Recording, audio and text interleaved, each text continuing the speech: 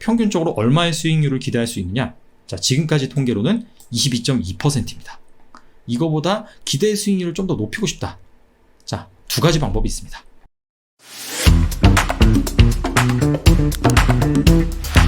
상장한 지 얼마 지나지 않아서 주가가 무려 고가 기준으로 6배나 넘게 오른 주식이 있습니다. 바로 삼성 스펙 45입니다.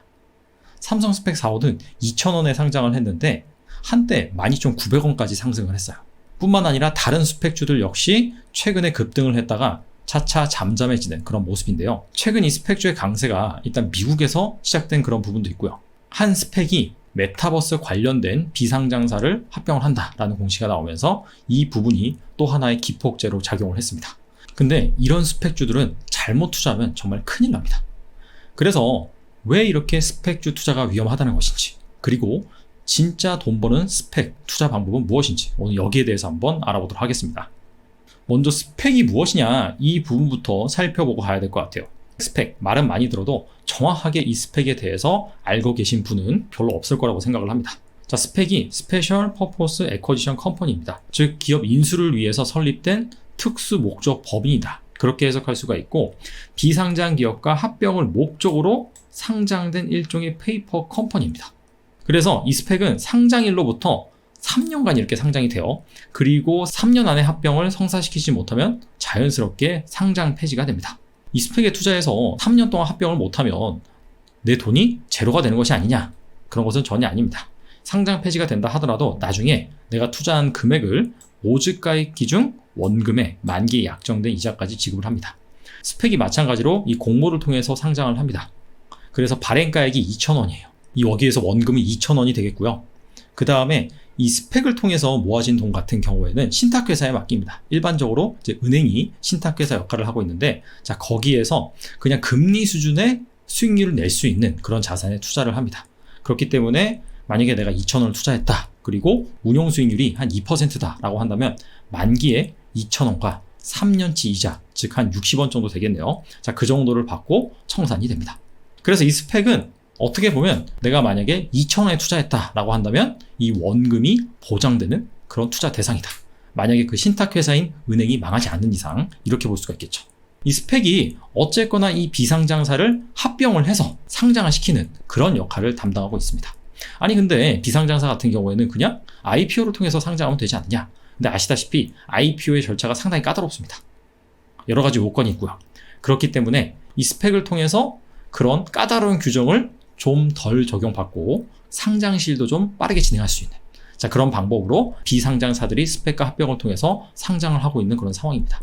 스펙 합병을 통해서 상장하는 그런 상장사들을 우회상장한다, 그렇게도 표현을 하기도 합니다. 자, 그래서 만약에 실제로 스펙이 비상장사를 발견을 했어요. 그래서 합병을 했다라고 한번 가정을 해보겠습니다. 자, 여기에 스펙이 있고요. 그 다음에 여기에는 비상장 회사 A 회사가 있습니다. 만약에 합병 공시를 냈다라는 것 자체가 스펙이 비상장사를 합병한 게 아니라 이 비상장사가 스펙을 합병한 겁니다. 그래서 스펙을 이 흡수 합병함으로 인해서 결과적으로 상장을 하는, 자, 그런 프로세스다라고 이해를 하시면 되고, 자, 만약에 조건이 이렇습니다.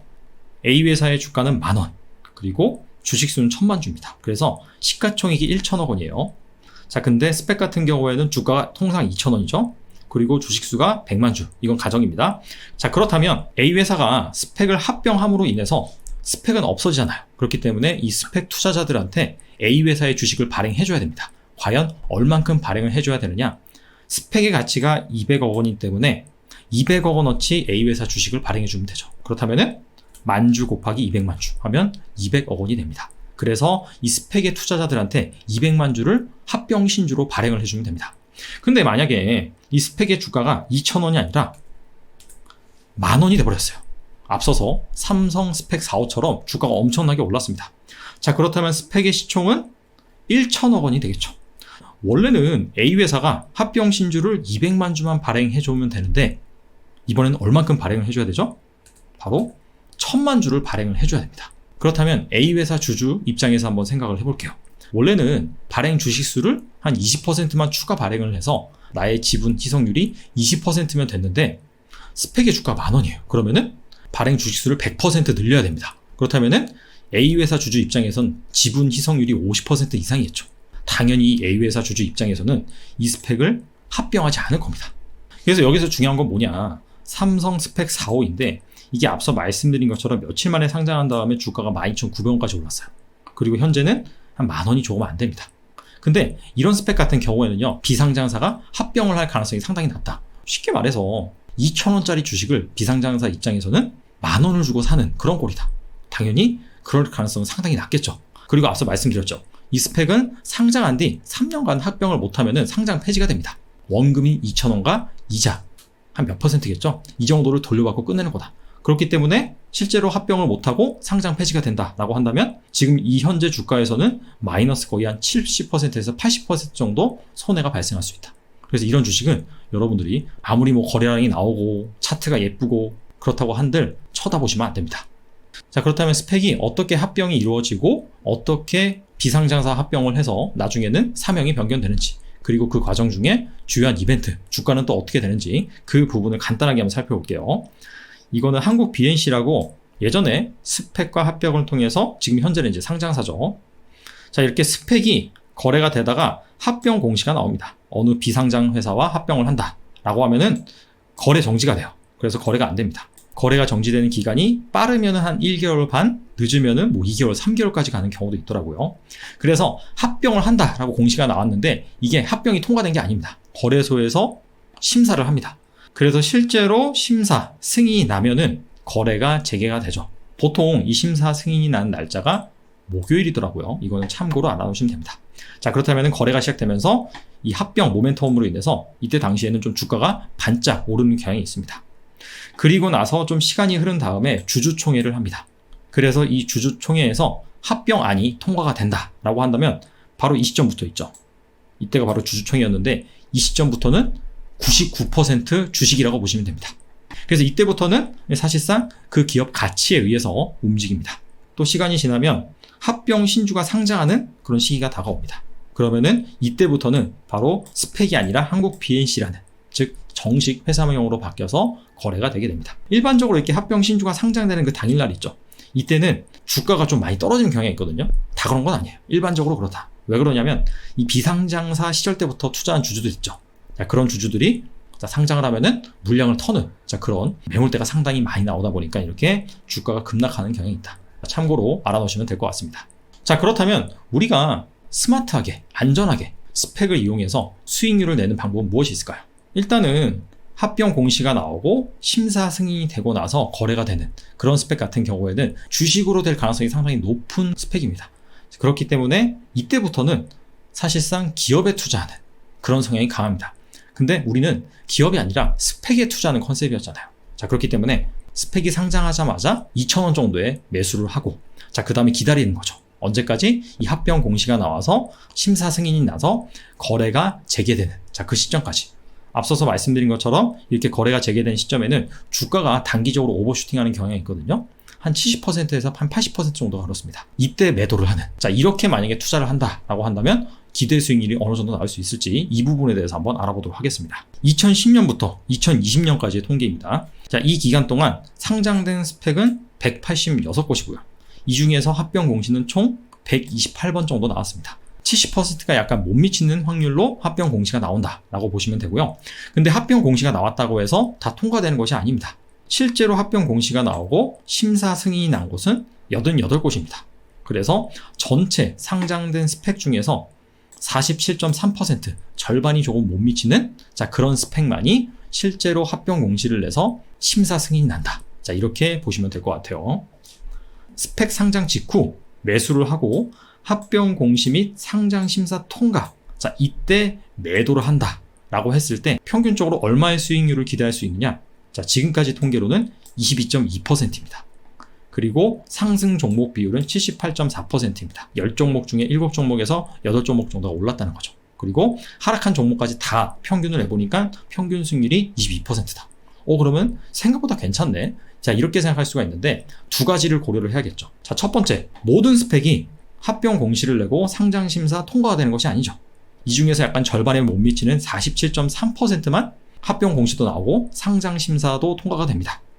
그렇기 때문에 이 평균 수익률 22.2%에 47.3%를 곱해줘야겠죠. 그러면 약간 10%가 조금 넘는 그런 수익률이 나오고요. 또 한 가지 고려해야 될 게 뭐냐면은 스펙 상장 후 합병 및 상장 심사가 통과되기까지 평균 1년 7개월이 걸렸다는 거예요. 1년 7개월간의 수익률이 22.2%다. 그래서 이 부분을 또 연간으로 환산을 해야겠죠. 그렇다면은 앞서 말한 수익률에서 더 줄어들겠죠. 그래서 이런 것들을 다 계산을 해보니까 기대할 수 있는 수익률은 연간 한 7%에서 8% 정도 됩니다. 자, 이걸 보시면은 어떤 분 같은 경우에는 7%에서 8%? 뭐 괜찮네 이 정도면. 또 어떤 분들 같은 경우에는 아니 내가 주식에 투자하는데 연간 7%, 8%? 이거 너무 짠 거 아니냐? 시시하다. 이렇게 생각하시는 분도 분명히 계실 거예요. 단, 이 스펙 투자의 장점은 무엇이냐면 사실상 원금 손실 가능성이 거의 없다라고 보시면 돼요. 내가 만약에 그 스펙을 2,000원에 투자한다 라고 한다면 합병을 못한다 하더라도 그냥 만기까지 들고 가서 상장 폐지가 된 이후에 원금과 이자를 돌려받으면 되니까. 하방은 좀 막혀있고 상방은 어느 정도 뚫려있는 그런 투자법이다 라고 볼 수가 있습니다. 자, 그럼에도 불구하고 만약에 이 7%에서 8% 이거보다 기대 수익률을 좀 더 높이고 싶다. 자, 두 가지 방법이 있습니다. 첫 번째는요, 합병 확률이 높은 증권사 스펙을 선택하는 것입니다. 이 표는 증권사별로 상장시킨 스펙 수와 그 다음에 합병을 성사시킨 기업 수, 합병 성사 기업을 스펙 수로 나눠서 합병 성공 비율을 계산한 표입니다. 그래서 여기 상위에 있는 5개 증권사 있죠. 이 증권사 같은 경우에는 스펙도 좀 많이 상장을 시켰고 이 중에서 합병을 성사시킨 그런 성공률이 좀 높다라고 보시면 될 것 같아요. 앞서서 평균적으로 47. 몇 % 정도가 합병 성공 비율이라고 말씀드렸는데 이 상위에 있는 증권사 같은 경우에는 다 50% 이상이죠. 그리고 요 밑에 보면 100%짜리도 있어요. 근데 이거는 별 의미가 없죠. 왜냐면은 한 건 상장시켜서 한 건 성공한 겁니다. 그래서 이거는 통계적인 유의미성은 없다라고 보시면 되고, 자, 왜 이렇게 이 증권사별로 상장해서 성공시키는 비율이 다르느냐. 이 증권사에서 괜찮은 그런 비상장사를 물색을 시켜서 상장을 시키는 것. 자, 이런 것도 영업 능력과 경험과 노하우. 자, 이런 것들이 그 증권사마다 각각 다르다. 자, 그런 차원에서 이렇게 성공 비율이 높은 증권사 스펙을 선택하시는 게 좋습니다. 자, 두 번째는요, 시장의 비이성적인 메커니즘을 활용하는 방법입니다. 사실 스펙 같은 경우에는요, 어차피 현금 덩어리입니다. 합병을 하지 않으면은 그냥 현금 덩어리였다가 상장 폐지되고 끝나는 거예요. 그래서 사실상 가치는 2,000원이고 만기에는 그냥 3년치 이자 받고 끝내는 겁니다. 근데 그럼에도 불구하고 이게 상장돼서 거래가 되다 보니까 이상 급등하는 경우가 종종 있습니다. 바로 최근에 이상 급등한 경우도 있었고 한 1년에 한 번 정도는 이상 급등을 하는 것 같아요. 그 강도는 좀 차이가 있는데 그게 왜 그러냐면 스펙이 보통 시가총액이 한 100매덕, 200매덕 그 정도입니다. 그리고 발행 주식수도 상당히 적죠. 그러다 보니까 이게 약간 품절주 같은 개념이 있어요. 그리고 어떤 스펙이 특정 비상장사, 상당히 매력적인 비상장사를 합병을 한다라고 한다면 막 급등을 합니다. 그렇다면 이게 피어오름 논리에 의해서 같이 급등하는 자, 그런 현상도 종종 벌어집니다. 그래서 이렇게 이상 급등할 때, 자, 그때 매도를 하고 그 다음에 다시 언젠가는 2,000원으로 회귀를 하거든요. 그때 다시 사서 보유를 하는 자, 그런 방법을 활용을 한다면 아무래도 이 기대 수익률을 좀 높일 수 있지 않을까. 자, 그렇게 생각을 해봅니다. 최근에 이상 급등하고 있는 스펙이 있는데, 자, 이런 스펙들 앞서서 말씀드린 것처럼 조심하셔야 되고요. 그리고 스펙으로 진짜 수익률을 내기 위해선 앞서 말씀드린 것처럼 합병 성공 확률이 높은 증권사를 선택하고 보유하고 있을 때 이상 급등하는 경우가 있습니다. 자, 그때 매도를 해서 기대 수익률을 높이는 방법이 있다. 자, 이렇게 알아가시고요. 좀 생소한 분야이긴 한데 이 투자법이 나한테 맞는다라고 생각하신다면은 한번 시도해 보셔도 괜찮을 것 같습니다. 오늘은 여기까지 하겠습니다. 감사합니다.